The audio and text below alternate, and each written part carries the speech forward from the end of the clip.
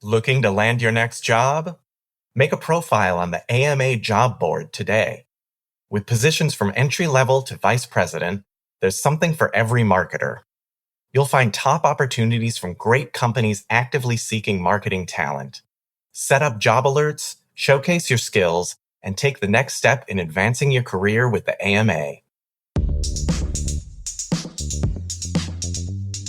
Hello, and thank you for joining us for another special episode of AMA's Marketing In. I'm your host, AMA CEO Bennie F. Johnson. In today's episode, we explore life through a marketing lens, delving into conversations with individuals that flourish at the intersection of marketing and the unexpected.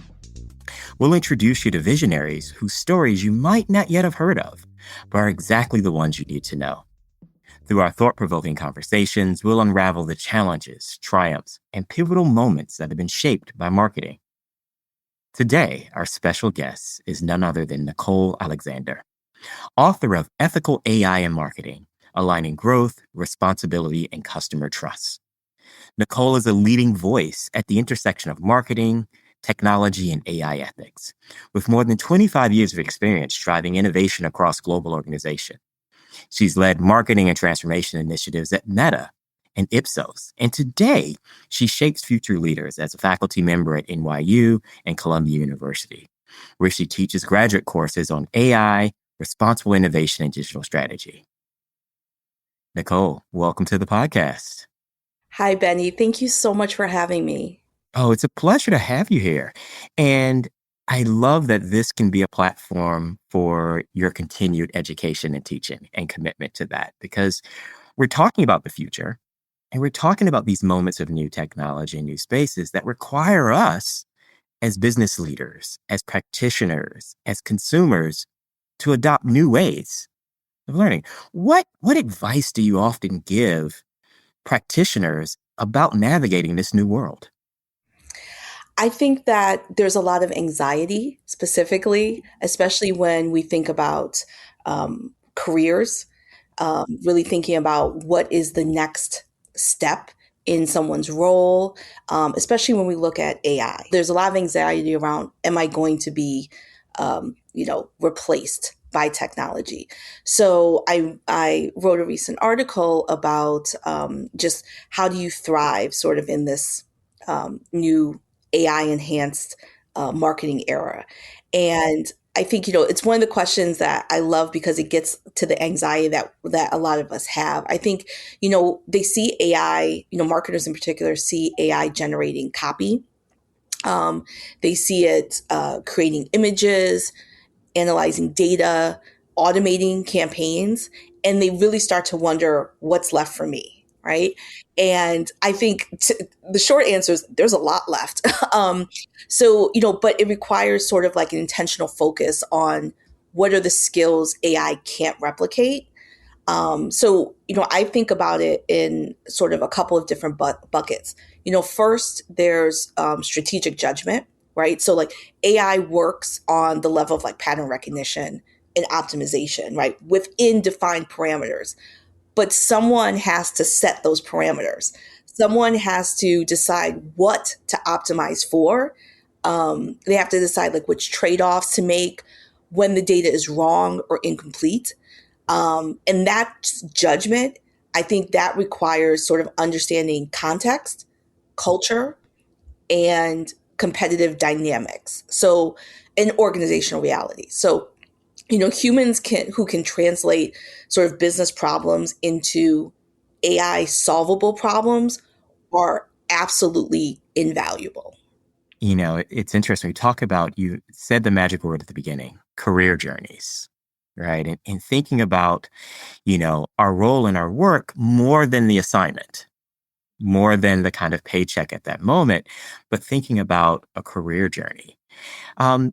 What advice do you have, as you're talking about navigating this moment, what advice do you have for my younger marketing leaders about thinking about career? They're so focused on what's our next job, what's our next role, right? But we don't really put a lot of fine emphasis on defining a career, building a career, thinking longer term in a career.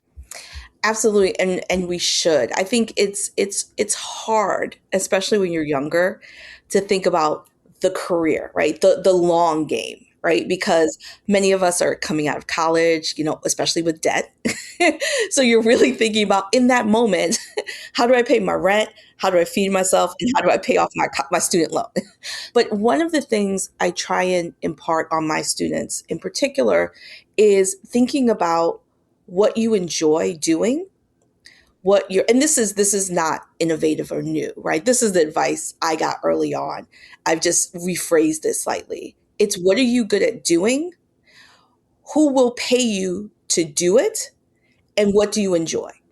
And that Venn diagram, that intersection is what you should be looking for as a long-term career.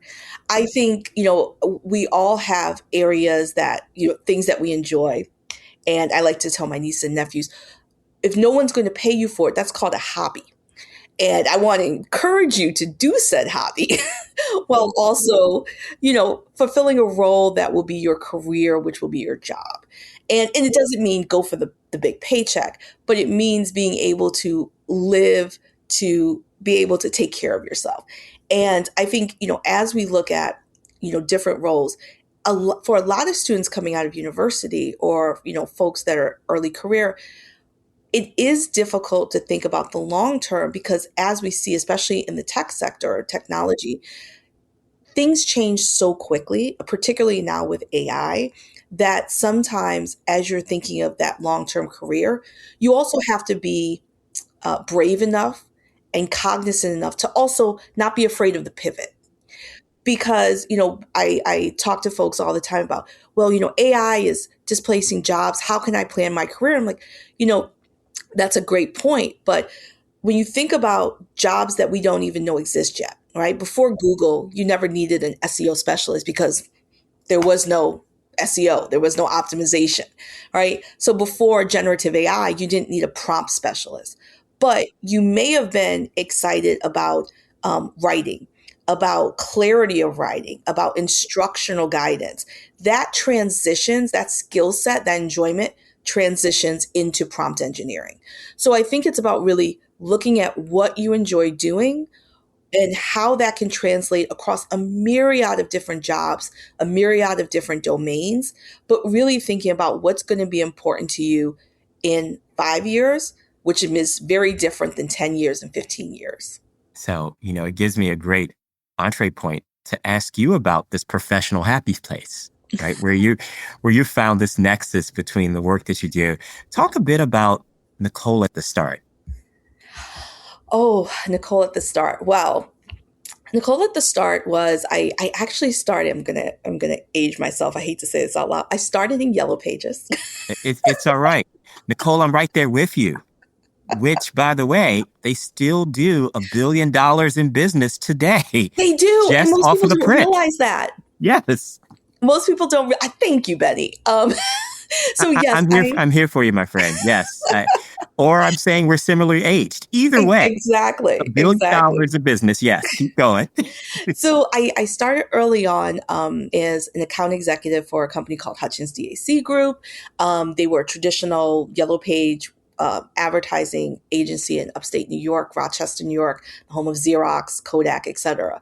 And I fortunately was able to secure a job by pitching them into the digital era, pitching them into yellowpages.com, moving from offline to online, which I absolutely loved. And that kind of started this early foray into sort of the digital side, and understanding technology, understanding, the early internet up until the present. I think really, what brings me enjoyment is the balancing or being able to straddle sort of these two worlds. I really enjoy kind of like that tension that I see as a practitioner in, being able to work with amazing organizations. I started early on at Hutchins, then moved to digital marketing at the New York Times. I've led teams in Shanghai for Nielsen, Greater China. And it was always really interesting to me to sort of manage sort of the transformation of like massive data sets, strategic insights, early AI and machine learning techniques. And one of the things I think I saw recently in my most recent role with Meta is I had the ability to make such like transformative decisions, large scale decisions that really helped not just internal teams, but our customers, in particular small and medium businesses. And but one of the things I saw with implementing automation, thinking about how, we can better leverage advertising for customers, how they can get in front of their audience, was also sort of the tension, that moment of like where efficiency came at a cost of, something important, which is things like consumer trust, transparency, even human agency at the end of the day. And that tension, and we were talking about this earlier, that tension led me back to Cambridge, to do a degree in AI ethics and society, because I wanted to dissect not just how these systems work, but how they should work. And throughout all of that, I've been teaching. So one of the things I'm so excited about is the fact that I get to straddle sort of these two worlds. I would describe myself as someone who lives in the and space, marketing and technology, practitioner and academic, innovation and responsibility, which I guess is actually, now that I'm thinking of it, it's very apropos for this particular podcast. Hey, there you go. You're giving me my commercial right there, my friend. So, it is interesting about that tension, and you've had a lot of experience managing global teams. And so when you think about kind of ethical frameworks, one of those tension points are cultural norms and Yes. global spaces in there.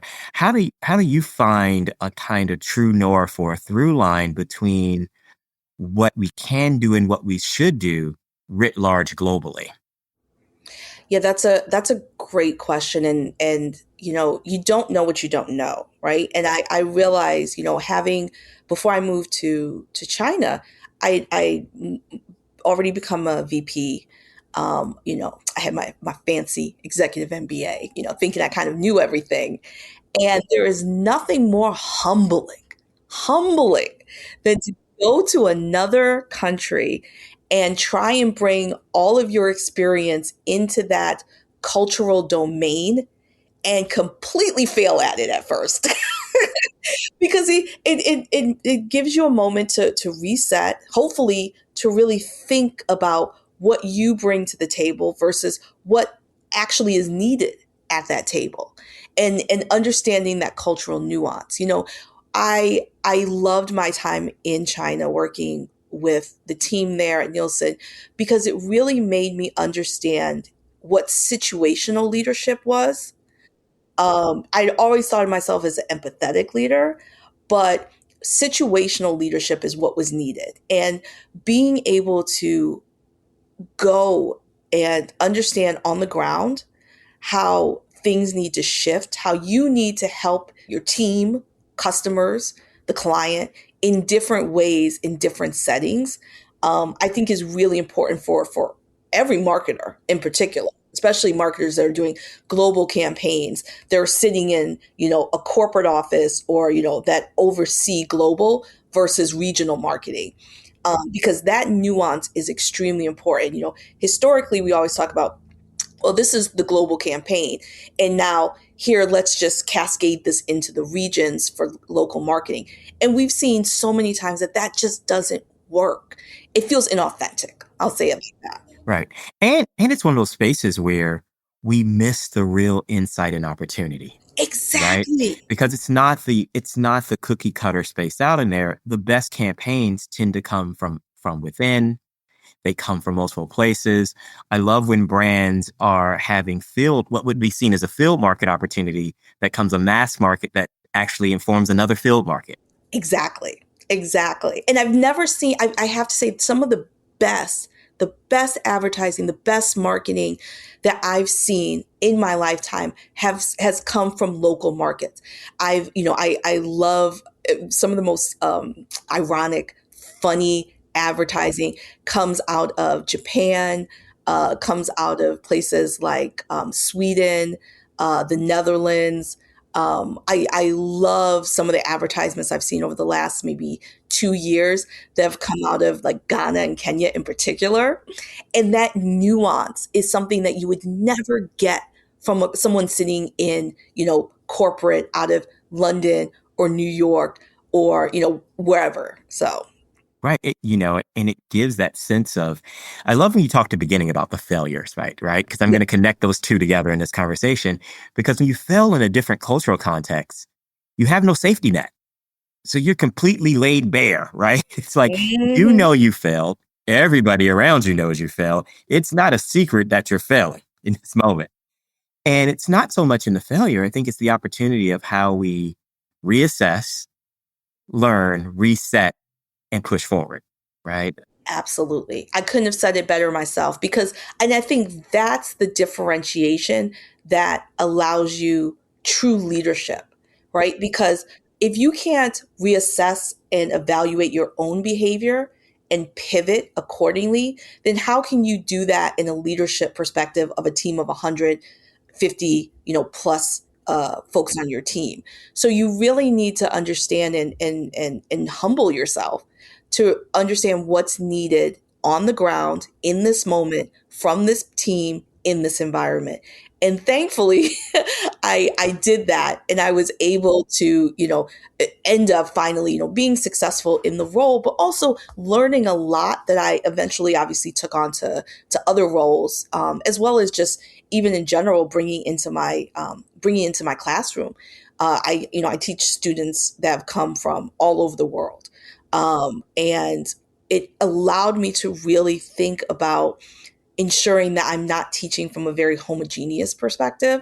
And I'm really thinking about, nuance, not just of cultural differences, but accessibility issues, things of, am I really listening to the student versus just teaching from the syllabi?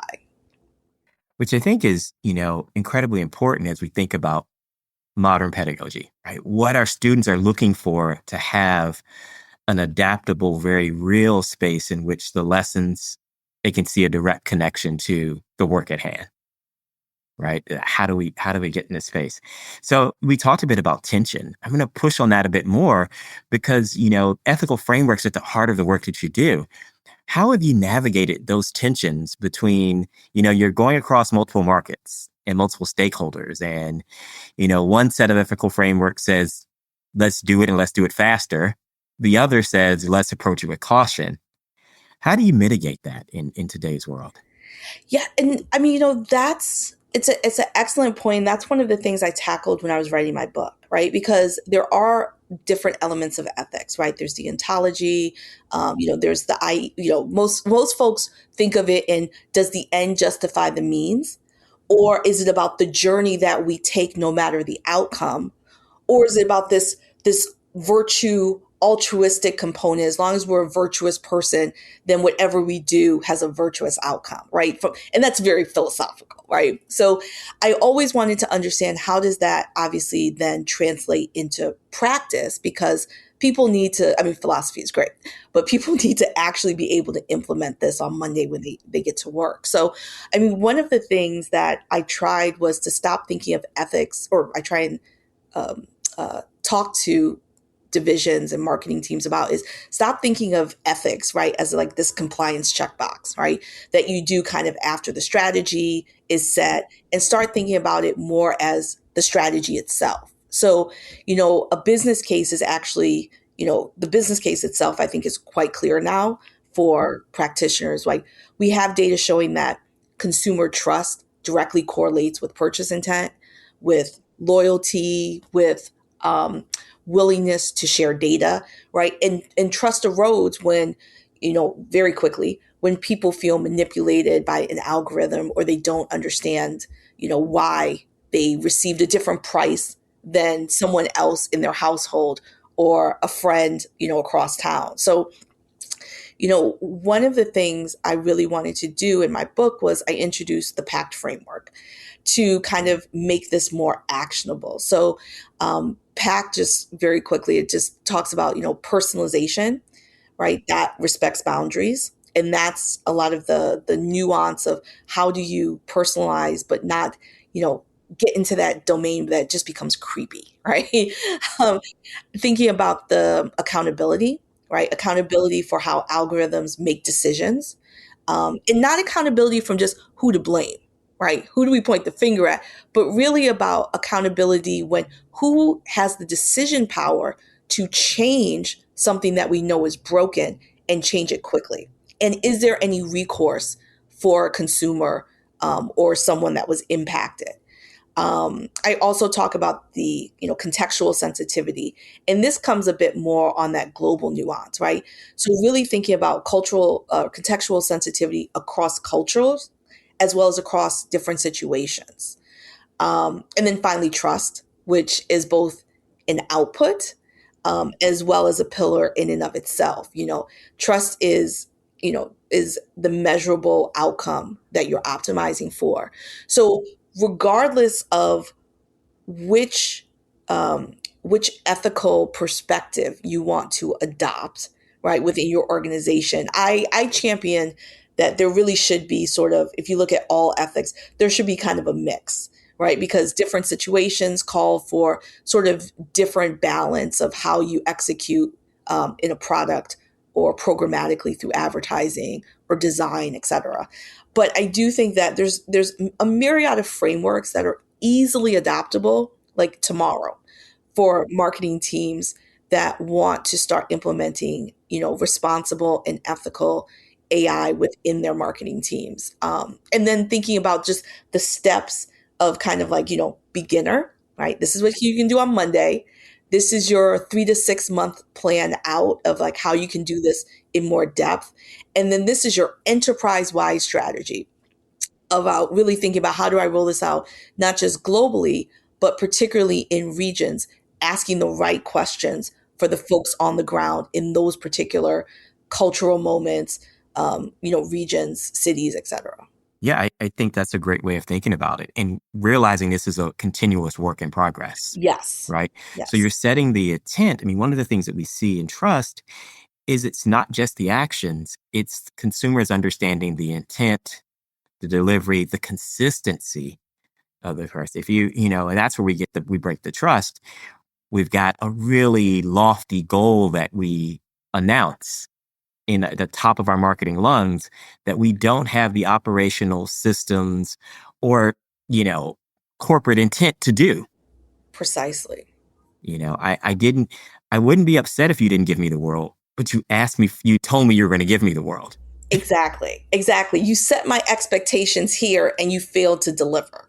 Right. Which is the break point of trust, right? The belief that I can do it and then the ability to be able to have it done. If there's a disconnect between that,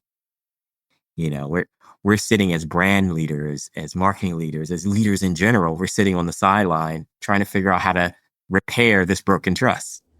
Exactly. And I think, personalization is like that one area in our marketing toolkit that we love. We absolutely love, right? We loved in the early days of the internet with segmentations and attribution, and like fast forward to now with AI and advanced techniques.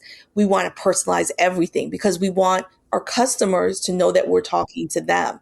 But we have to understand that personalization without context is creepy at the end of the day. I was going to ask you, where is the creepy line today? Yeah.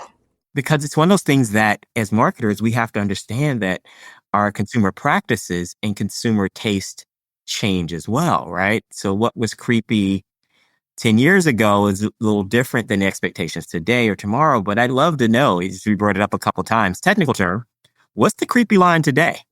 I love this question. And I'm so glad that you also hit on the fact that what was creepy yesterday may not be what's creepy today, because, I'm sure we've all seen some ads from back in the day. We're like, oh, this is beyond creepy, right? This did not age well, right? And we don't want to be those people. So Right. when I think about that creepy line, I think, it moves based on context, based on relationship, and whether the consumer feels they got something valuable in exchange for, let's say, their data, right? Just as one example. So, you know, here's my sort of framework for like staying on the right side of history.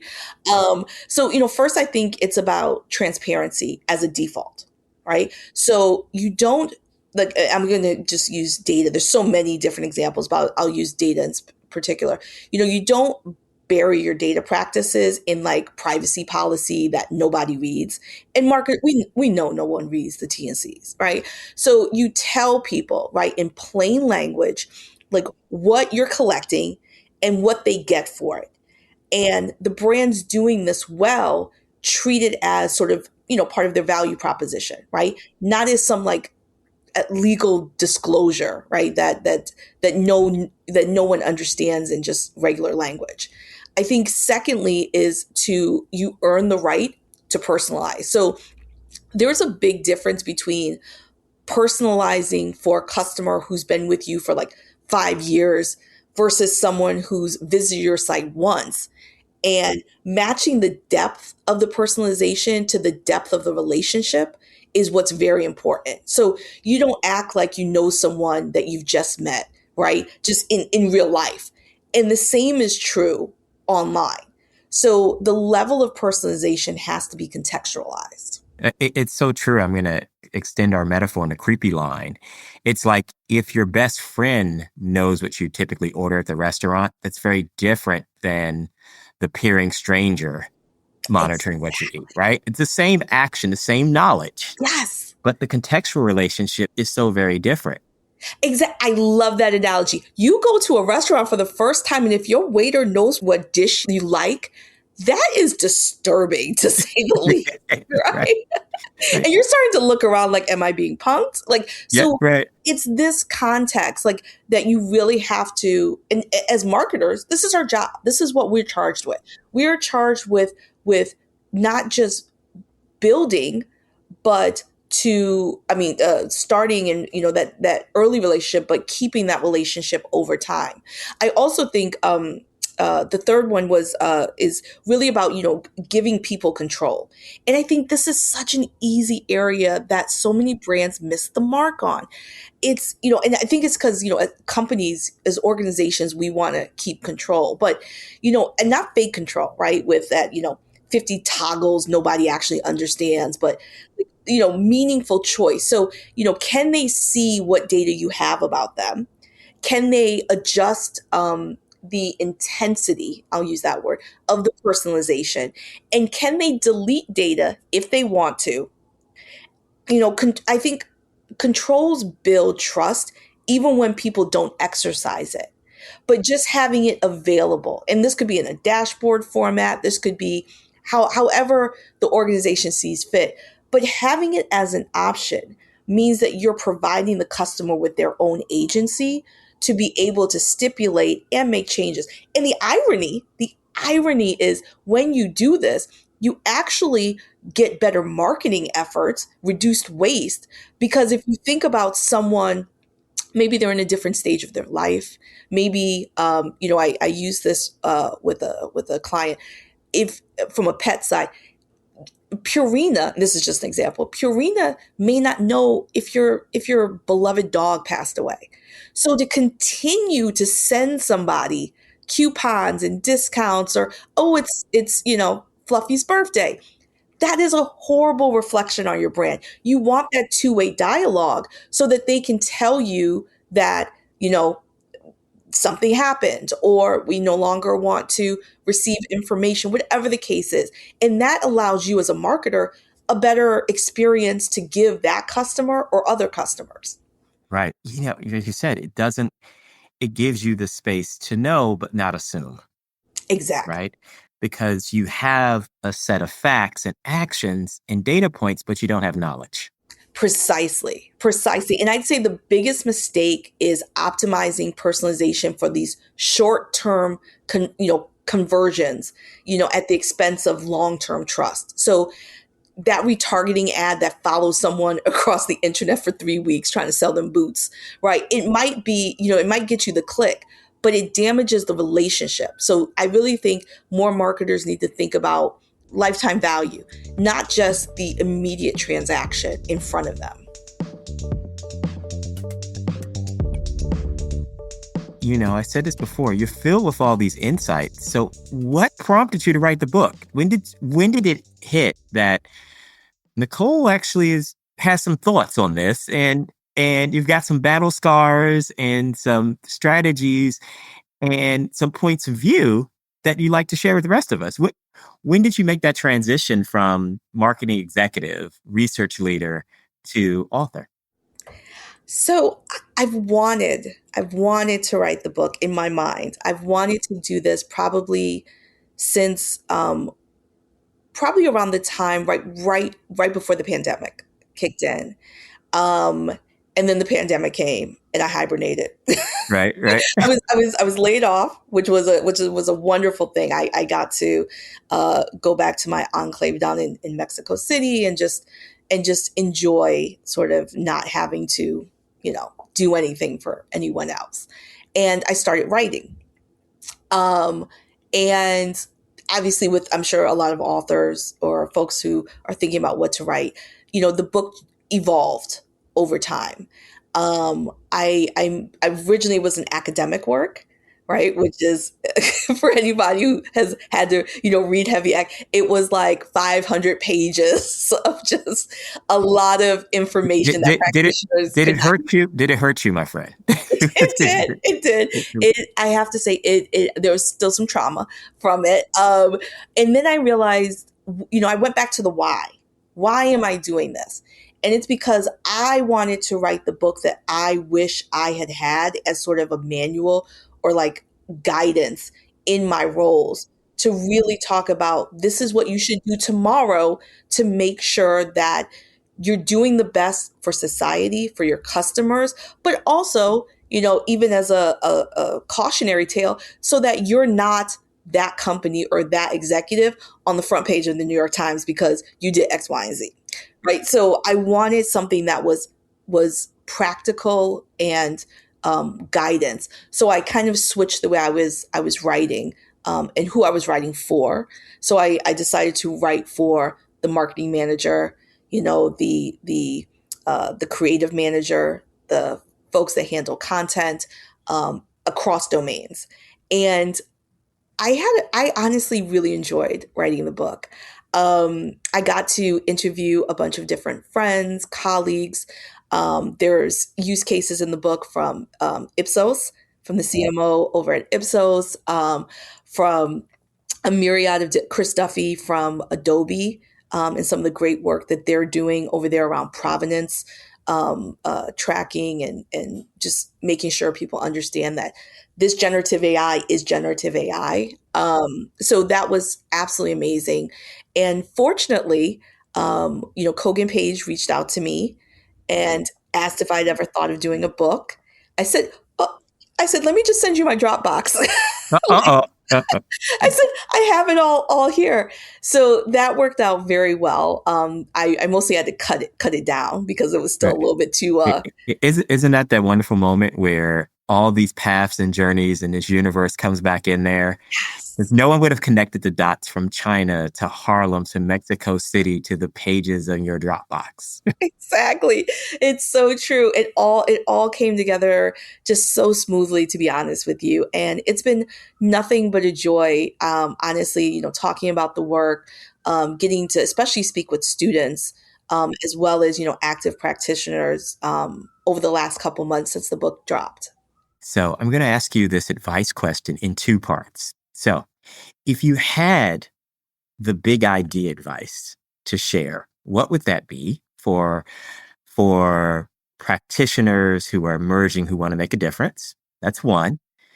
And number two, the same question, if you were to deliver it as a cheat code to help people to move up quicker, right? So what's the big lofty idea? I'm giving you your academic expression. And then what's the cheat code to help our folks deliver next now? So the big idea, and this it may not be as grandiose as it should be, but I think the big idea is something that is is easily digestible, but folks don't always lean in to do it for a myriad of reasons. My big idea is, don't wait for permission to be ethical. So at a high level, you don't need your company to have like a formal AI ethics policy to start simply making better decisions in your next campaign, in your next meeting. Ask things like, what could go wrong here, right? Who might be harmed? Is this something we'd be comfortable explaining to a customer? Those questions cost absolutely nothing, but they change everything. Yes, it's so true. I remember my general counsel, when I was at the Council of Better Business Bureaus, used to always talk about the legal line is the bare minimum. It's not the higher standard. And so because Exactly. he would often get brought in and the question would be like, is it legal or not? Right? That's not, if we're starting off there, Hmm. we've already lost. We've lost trust. We've lost our way. We've lost our mission. And I love that. It doesn't cost you anything to ask a better question, to search for a better outcome. Exactly. We've all seen those campaigns where we sent messages. Who was in the room? Like, did no one? Was everybody on vacation? Exactly. What? But then there's those moments that we pause and go, okay, we assume that somebody was not in the room. The fear is everybody was in the room, That's the fear. right? Everyone was in the room and no one asked the questions. No one spoke up. No one just simply said, why? So true. So now what's the cheat code? I'm in the game. So you're in the game. I think about, going back to the earlier question that you asked around sort of careers and jobs. I would say, especially to leaders, right? I'm going to speak to leaders in particular because I don't think that leaders really understand the magnitudes of the of what they can do first and foremost. Investing your human edge, right? That's my cheat code for leadership. Whatever AI can't do today, it'll probably be able to do arguably next year, right? Or the year after. So my cheat code to leadership is, don't anchor your value to specific tasks. Anchor it to things like judgment, to relationships, to creativity, to ethics, the things that require being human at the end of the day, right? Those will only become more valuable as AI handles more of the routine. And that's where your strategic value in your teams, in your organization, that's where you need to lean in on. That's a great point, because sometimes we conflate technical complexity with true complexity, right? So there's things that are technical that can be very routine. We're seeing that now in the marketplace. I can come in and parse a ton of data and a ton of code, and I don't need that expertise in that way anymore. Right. But then you're like, so what? What next? Right. And that's where the human comes into play. Now that I've parsed all this data, now that I've done all this fancy stuff behind the scenes, how do I make sure that the outputs of this is palpable, is relatable, becomes a story, resonates the same way as it has the potential to do in the US, in Japan, in India, and in Brazil? Wow. So, with an eye towards your experience being in the classroom dealing with the future, but also working in global markets in the future, what gets you excited? Oh, I get really excited when I'm able to see that sort of moment, or that evolution when students get it. And and when I say get it, I mean when they really see the value of what they get to offer, right? Going into do interviews, have these critical conversations, and become practitioners. What they're taking out of the classroom and how they're using technology, but how they're putting their own unique voice and perspective and cultural nuance and all of this that they've achieved over the course of their life, how they're pairing the two together. And I absolutely love, a lot of times, students at the end of my course, they're probably like, oh, this is so difficult. I can't believe how hard this was. But I love having students come back to me a year later, 2, 3, 5 years later, and saying, you know, I used this in an interview and I never thought I would, or I needed to do this as part of a reorg, or I needed to, implement this in my organization. And I was like one of the only people that had context on some of the questions that we should ask as we're implementing something. And it's just an amazing feeling. So I really love the fact that, or I get excited about the fact that, education is still so important. And I would argue it's even more important, and not necessarily formal education. You don't have to go to a major university, but I think that what gets me excited is people really reflecting on what they are able to do in their career, in their organization, how they make the impact they want to make, and how consistent learning helps to allow them to achieve that. My friend, I can't think of better words to end our conversation with. Living in the space of and technology and marketing and opportunity, and seeing that we're excited about a future that rewards everything that makes us human. The ups, the downs, the successes, the failures, the successes, and all the work that we do in between. I encourage everyone to explore their own ways of learning, as we said before, and check out Ethical AI. Pick up the book anywhere. Reach out to our friend Nicole here, who's teaching, sneak into her class. But also, I encourage you to check out the AMA and our research and learning that we have to help you get not only the big ideas, but also accelerate with the cheat codes. So, Nicole, thank you so much for being here. And thank you all for this episode of AMA's Marketing In. Looking to land your next job? Make a profile on the AMA job board today. With positions from entry level to vice president, there's something for every marketer. You'll find top opportunities from great companies actively seeking marketing talent. Set up job alerts, showcase your skills, and take the next step in advancing your career with the AMA.